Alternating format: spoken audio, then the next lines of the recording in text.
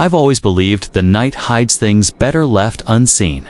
After all, I've driven these city streets for over 15 years. I've picked up every kind of person you can imagine. Drunks, lovers, thieves, and sometimes those silent ones who just stare out the window. But nothing prepared me for her. It started on a rainy Thursday night. The kind of rain that makes everything blurry: the streets, the headlights, even the thoughts in your head. I was tired. My shift should have ended an hour before. But I was chasing one last fare, one more ride to make the night worthwhile. That's how it always starts, doesn't it? That one decision you regret for the rest of your life. I saw her standing near the old crossroads, the one near the abandoned textile mill. No one usually waits there. Yet there she was. She wasn't waving frantically like most passengers. She just stood, head slightly tilted, as if she knew I'd stop. I pulled over. She didn't say a word. Jess slid silently into the back seat. Her clothes caught my attention immediately. A white dress, long and old-fashioned, like something out of a black and white film. Her hair draped over her face. Wet, dark, unmoving. Where to? I asked. Silence. I checked the mirror. Her face was hidden, but her breathing, if you could call it that, was slow, almost non-existent. I repeated, "Miss, where are you headed?" Finally, she whispered. The voice sent chills down my spine. Hollow, dry, like air rustling through dry leaves. Drive. Simple as that. I swallowed hard. Something told me to refuse, to drive away, to abandon that ride and never look back. But I didn't. I put the car into gear. The taxi crept forward, tires splashing through puddles as the rain intensified. Inside the cab, the temperature dropped. Fast. I reached for the heater, but it was already maxed from the corner of my eye. I noticed something strange. The rearview mirror wasn't reflecting her at all. I blinked. She was there right behind me. I could feel her presence, but the mirror showed only the empty seat. I tried to laugh it off, blaming fatigue, or maybe the way the rain distorted everything. Yet, fear settled deep inside my gut. Then came the whispers. At first, soft. Barely audible, like humming or chanting in a language I couldn't recognize. Each syllable crawled into my ears, sharp as needles. I glanced in the mirror again, still empty. But then, something changed. My taxi meter reset, completely, zeroed out, as if the ride had just begun. Even though we'd been driving for nearly 15 minutes, the clock on the dashboard froze at 2:33 a.m. A glitch? No. This felt different. I wanted to speak, to ask who she was, to stop the ride and get out. But my throat tightened. My body refused. Suddenly, her voice came again. This time, louder. "You're going the wrong way." What? No response. I looked around. She was right. I was on a street I didn't recognize, though I knew every inch of this city. The buildings were wrong. The streetlights flickered in unnatural patterns. The road ahead curved endlessly, looping back upon itself. I felt trapped. Where are we? I whispered, not to her but to myself. Then came the first real moment of terror. I looked back. She was gone. The seat was empty, but her whisper remained. She was whispering my name. I don't know how she knew it, but I heard it clearly. Raheem, over and over. Raheem. That's when I slammed the brakes. The taxi screeched to a halt. Silence. I spun around. No one, but the cold didn't leave. And when I looked back to the road, I realized something far worse. I wasn't parked on any street I knew. The city was gone. I was somewhere else entirely. I stared at the world outside my windshield, heart hammering in my chest. This wasn't my city. The skyscrapers, the neon signs, the familiar noise, all of it was gone. In its place stood narrow roads, flanked by looming walls of stone, lanterns, hung from crooked poles, their faint light barely pushing back the darkness, and the silence. It pressed against my windows like a physical weight. I glanced at the dashboard. 2:33 a.m. The clock hadn't moved. The taximeter continued flashing. 0. My fingers trembled as I shifted the car into reverse. The tires rolled, but I wasn't moving. No matter how much I pressed the pedal, the scenery outside remained frozen. Like I was trapped in a photograph then. The whispers returned, not inside the cab, outside, surrounding me. I gripped the wheel tighter, sweating. Despite the cold, the whispers rose into wails. My headlights flickered, casting broken shadows that danced along the stone walls. And then I saw her dot ahead, standing in the center of the road. The woman in white. Her head hung low, hair dripping, dress soaked in. Rain that wasn't falling anymore. I couldn't move. I couldn't think. I could only watch as she slowly lifted her head, and that's when I saw her face. Eyes black as midnight. Skin pale, stretched tightly over hollow cheeks. Lips cracked, yet twisted in something that might have been a smile. Or a threat. She raised her hand, not to wave, not to beckon, but to point at me. I tried to back away, feet pressing desperately on the brake pedal, but nothing responded. Her mouth moved.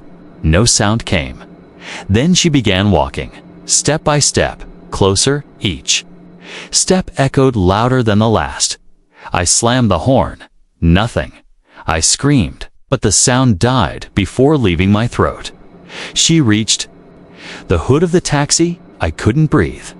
And then she vanished. Just like that, gone. Gone, I gasped, tears burning my eyes. Lungs aching from the held breath. And suddenly, knock on my window. I jerked sideways, empty. Another knock behind me. I spun around. The back seat was no longer empty. She was there, sitting, calmly staring straight at me. Her voice came, cold as death itself. Drive. I wanted to run, abandon the car. But something deeper than fear held me prisoner. I started the engine. The car moved. Obeying her command, I drove through streets that bent in impossible ways. Through alleys that felt centuries old, past buildings that leaned too far forward, as if watching, she remained silent. But the whispers returned. I realized they weren't coming from her. They were inside my head, memories, but not mine.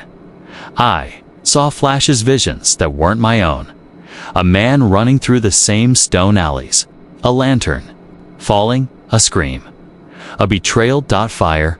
A temple burning. A woman. Betrayed. Left to die. Her last words cursed. I felt her rage. Her sorrow. Her endless need to return. Suddenly, her voice cut through the visions. You've seen. I glanced back. She was smiling now. But it wasn't a smile meant for peace. You will carry me. I opened my mouth to protest, to plead, but it was too late. The road ahead lit up, not from streetlights, from a line of ghostly figures. Each pale and hollow-eyed, each standing along the roadside, watching silently as I drove past. All taxi drivers, each of them, each trapped like me, each bearing the curse. She leaned forward, close enough that I felt the cold breath of death itself. Drive me to where I died. And I realized the ride wasn't ending. Not tonight. Not for me.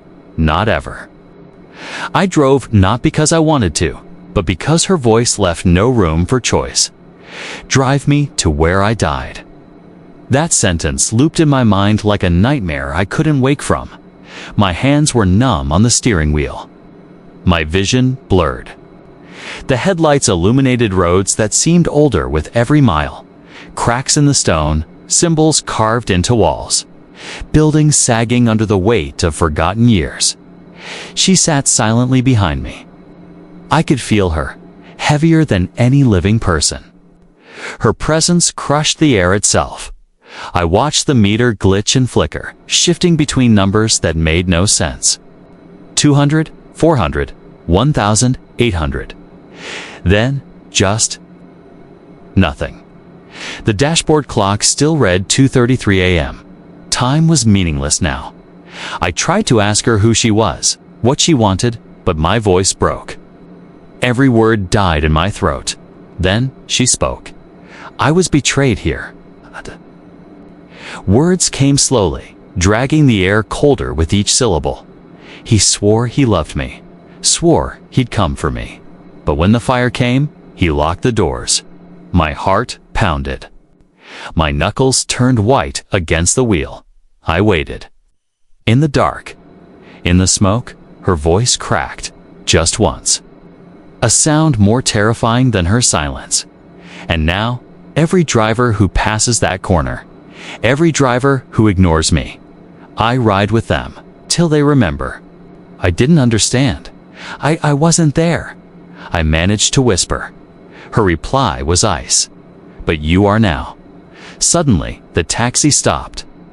I hadn't touched the brakes. I looked up.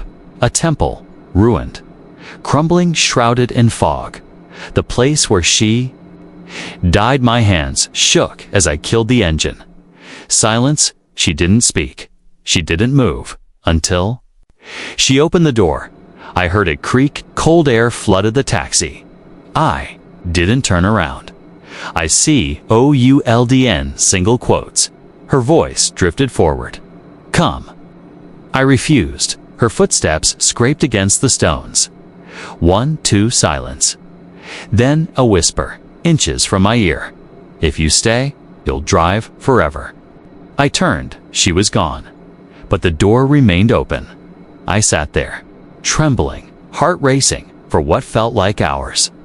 The fog thickened, and then I saw them, figures, shadows, walking past the temple ruins. Each wore old driver uniforms, faded, torn. Each held taxi keys in their skeletal hands.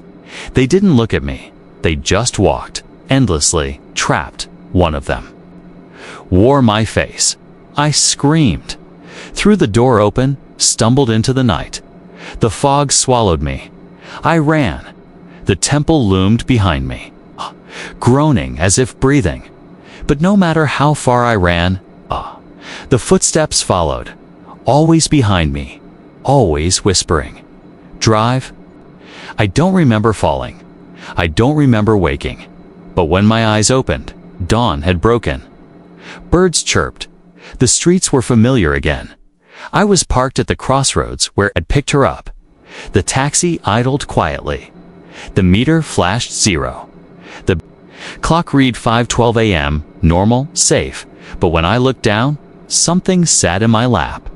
A scroll, ancient, fragile, top, covered in symbols I couldn't read. I dropped it, gasping. And then I saw it. My rearview mirror fogged over. And across the fog, one word, written in slow, deliberate lines, drive. I didn't go home. I didn't even shut off the engine. I just sat there, staring at the word written across the rearview mirror. Driven till the morning sun burned it away. But the cold didn't leave. Neither did the fear. I knew what I should have done. Thrown the scroll away. Burned the taxi. Left the city and never looked back. But fear doesn't make you logical. Fear traps you. Just like she did. I drove not because I wanted to, because I didn't know how to stop. Each night after that, I found myself back behind the wheel, unable to sleep. Streets that once felt familiar warped into endless loops after midnight. Customers would hail me and vanish before reaching their destination. The seatbelt in the back seat would click without anyone sitting there, and the scroll. It never left the dashboard, no matter how many times I threw it away. It was always there when I returned to the cab. The whispers became constant. My name, her language. The fragments of memories that weren't mine. I was becoming hollow. A driver with no destination, and then, one night, something changed. I wasn't alone in the back seat. Not her. Someone else. An old monk. He smelled of incense and earth. His eyes were clouded, but sharp. He didn't speak. Not at first. I drove, as if controlled. Then, finally, his voice rasped from the shadows behind me. "You carry her." I didn't answer. "I see her." Swallowed. "Can you help me?" "No." My heart cracked. "But you can help yourself." "How?" My voice broke. The monk leaned closer. I felt his breath warm, real, human. "She rides with those who forget." I frowned, confused. "She rides with the lost. She binds herself to drivers who ignored the old ways." I didn't understand. "What do I do?" The monk reached forward, placed a shaking hand on the scroll. "She died waiting. Now she makes others wait." I looked in the mirror. The monk's reflection was gone. I turned. So was he. But his handprint warm remained on the scroll. And that's when the realization hit me. She wasn't looking for vengeance. She was looking for remembrance. Every driver she cursed, every one she trapped in that endless ride. She wanted them to remember her story, to finish her final ride. That was the only way to break free. I had to take her back to where it all ended, to where she died. Not just stop at the temple ruins. I had to drive her inside, into the heart of her tragedy. That was the only way. But even as the plan formed in my mind, the scroll burned hot under my hand and in the rearview mirror. She was back, watching me, silent, waiting that night. I drove, for the last time or so, I hoped. I followed no roads. The city peeled away like paper. Stone walls rose, lanterns flickered, and ahead of me, the ruined temple, waiting. I knew what I had to do. Drive her inside, finish the ride, break the curse. The road to the temple was silent. No whispers, no shadows. Even she wasn't there anymore. But I felt her presence, heavy in the air around me, as if she no longer needed to sit in the back seat. She was everywhere now. The temple ruins stood ahead. Broken stone swallowed by fog. But tonight, something was different. The gates were open. I gripped the steering wheel, knuckles pale, heart hammering. I pressed the accelerator. The taxi rolled forward, stone beneath tires, dust choking the air. The temple swallowed me whole, inside. Shadows danced like memories. Columns cracked with age loomed over the path. I drove deeper, headlights flickering weakly against endless darkness. Then the engine died. Silence, she was near. I heard it, her footsteps, soft, barefoot, on ancient stone. I forced myself to open the door. The cold was immediate. Not just air, but the absence of life itself. I stepped out. The scroll lay on the dashboard behind me. Pulsing faintly with a strange light, she stood ahead, facing the altar. I saw her clearly now, her white dress stained with soot, her hair burned in patches, her back arched from unseen pain. She didn't look at me. She whispered something, too soft to understand. I realized then she wasn't angry anymore. She was tired. I took the scroll, approached her, slow and cautious. She didn't move. I laid the scroll on the altar. The moment it touched the stone, the symbols began to burn softly, lighting the room with ghostly blue fire. She turned. Our eyes met. No hatred, no threat, only sorrow. Her voice came, soft as falling ash. "You remembered?" I nodded, tears stinging my eyes without reason. She stepped forward, her face softened. Her body began to fade, piece by piece, like dust scattering in morning light. Her final whisper drifted to me, "I can rest." And then she was gone. 4. Good. The fire dimmed, silence returned. But this time, it felt peaceful. I stood there, alone, for what felt like hours. Finally, I returned to the taxi. The scroll was gone. The dashboard clock blinked to life. 4:01. The taxi started on the first turn of the key. I drove out of the ruins. This time, the road led home, real streets, real lights, real morning. I never saw her again, but I remember. I remember her story. I remember her pain. And every night, before I end my shift, I whisper one sentence. A promise I won't forget. Because if I do, she might return. And next time, I might not escape. Thanks for watching. Hoped you liked it. If you watched till the end, please comment "end," so that we could understand you were with us till the end, as well as please let us know where are you watching from.